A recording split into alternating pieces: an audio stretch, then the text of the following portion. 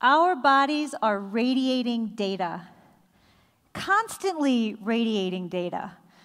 But for the most part, we ignore those data that our bodies are trying to communicate to us until something goes terribly wrong. We wake up one morning with a sore throat and an achy back, and our body's telling us, "You haven't been taking care of me." And it's not until then do we start thinking about getting more rest, drinking more water, taking our vitamins. Or our doctor calls us and says, "Your lab results came in. Your cholesterol levels are through the roof." And it's not until we get that bad news that we start paying attention to the food we eat or the exercise that we get. So we ignore a lot of the data that our bodies are radiating. But with the advent of wearable sensors, we now have dials and gauges and trackers that are collecting all the data that our bodies are radiating and allowing us to analyze it in real time and make changes in our lives at the most basic human levels. We typically think of technology as something that separates us from being human, but I ask you to think about technology as a way of expanding our humanness. What might be possible if you could learn from the data your body is radiating how to make the most of your body and your mind? What would you do with that power? Well, the age of the quantified self is upon us. Self-knowledge through self-tracking, with technology as the enabler. No longer do we have to use medical equipment and computers to collect and analyze our data. We're wearing the sensors that can collect and analyze that data in real time and look at the data on our smartphones. So our bodies are radiating data loudly, continuously, honestly, and individually. The data are so loud, but typically doctors are the only ones that have the speaker to listen to the data that our bodies are radiating. We have to rely on doctors to tell us everything, whether our hearts are beating normally, to whether that mole on our skin that's been worrying us is potentially cancerous.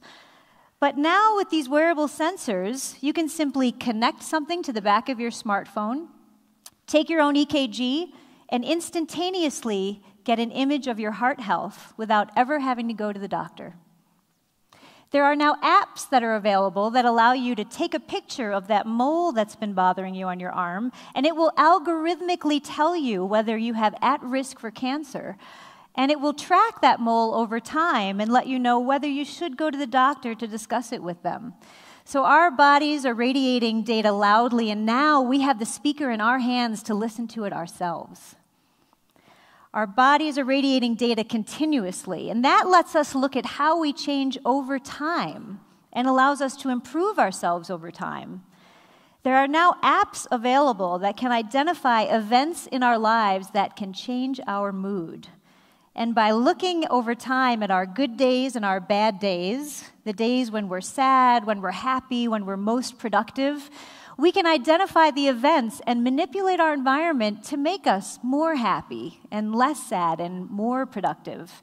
Changing our moods is one of the most basic aspects of being human.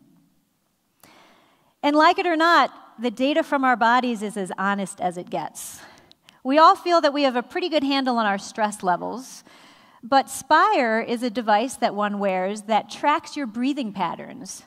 And it will identify when you're calm and focused, when you're getting a little bit tense, and when you're getting completely frazzled.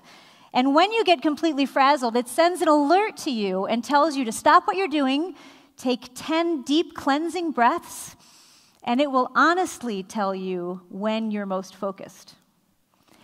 We also feel that we have a pretty good idea of when we get enough sleep. We could probably use more sleep every night, but a good night's sleep is pretty easy to identify.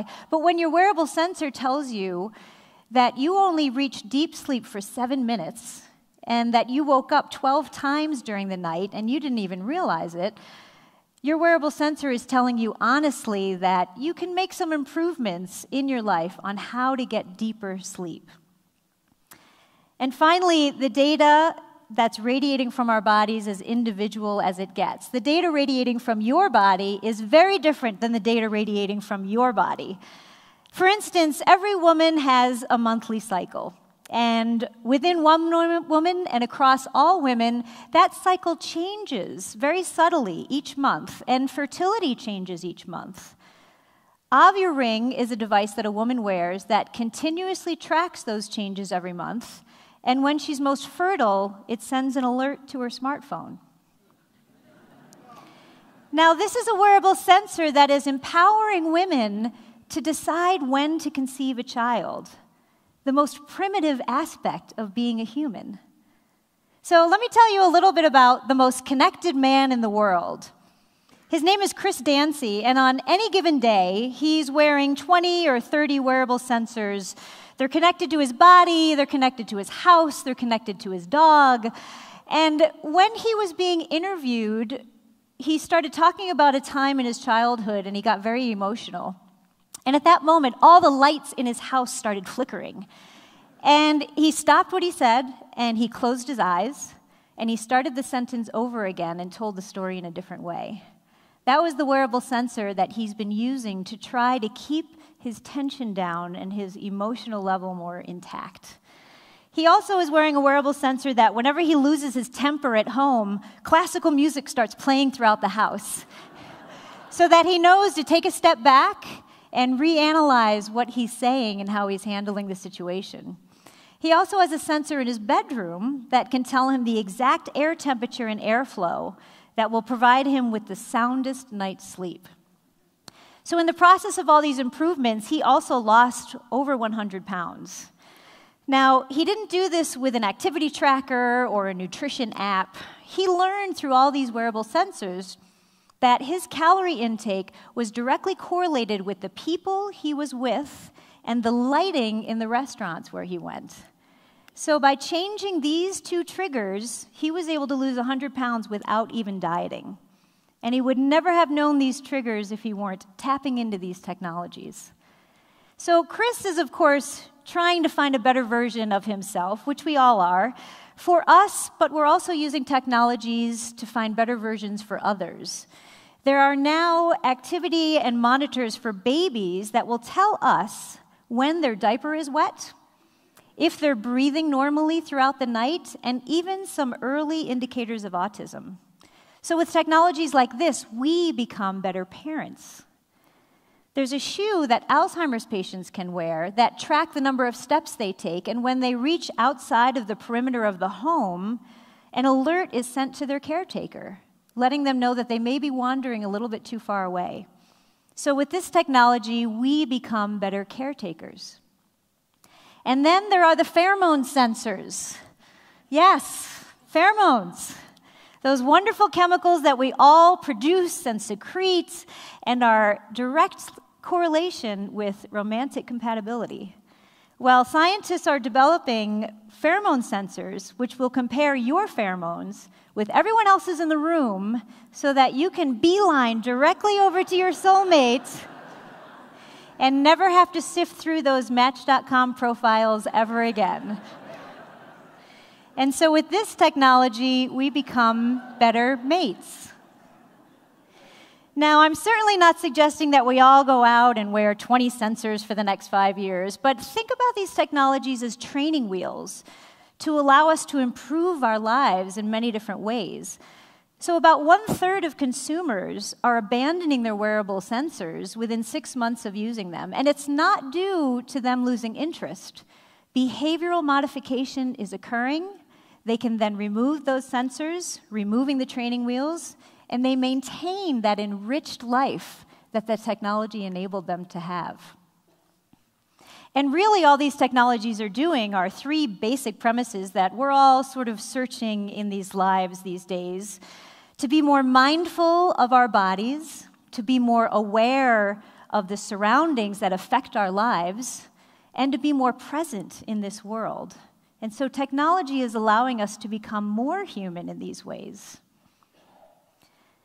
Our bodies have been radiating data since the beginning of time, and now those data are in our hands.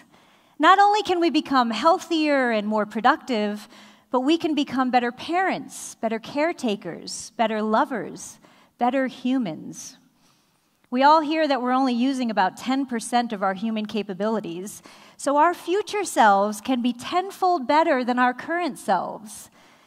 And this indicates humanity with a potentially enhanced natural capabilities. Now, to some, this may be a scary prospect, but to others, this is an opportunity of a lifetime. What might be possible if you can use technology to expand your opportunities and ability to be human beyond what you thought was possible? Are you taking advantage of these training wheels? Thank you.